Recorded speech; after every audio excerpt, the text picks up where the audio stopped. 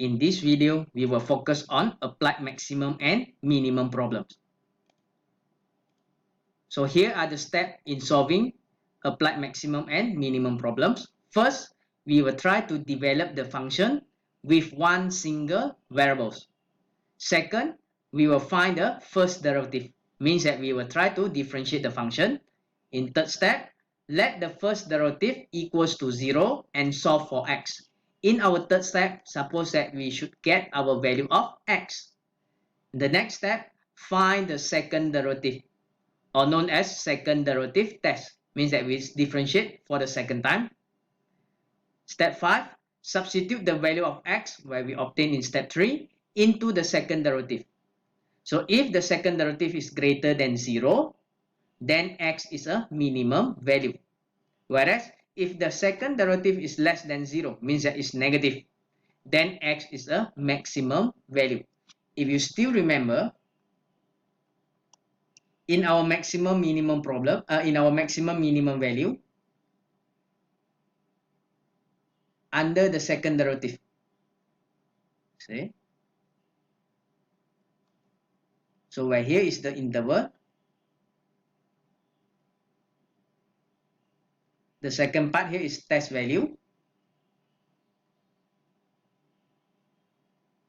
and here is sign of f double prime x, where we try to find the inflection point, concave up, concave down. So here, if here is positive, let's say here is positive, here is negative. So positive means that is concave up. If here is negative, means that is concave down. So here is the second derivative test. So if concave up, so means that concave up, let's say under concave up,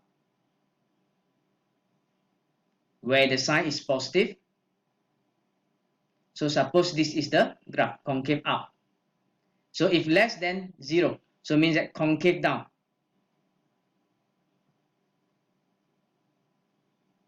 Where the sign is negative.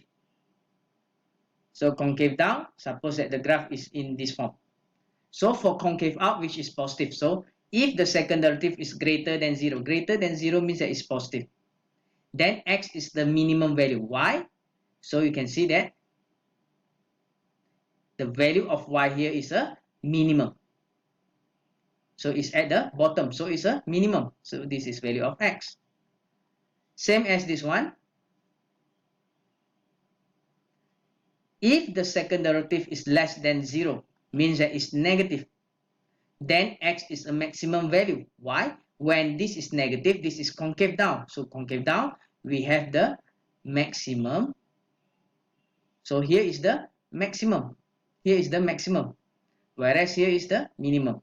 So if the second derivative is positive, means that it's greater than 0, then x is a minimum value. If the second derivative is negative or less than 0, then x is a maximum value.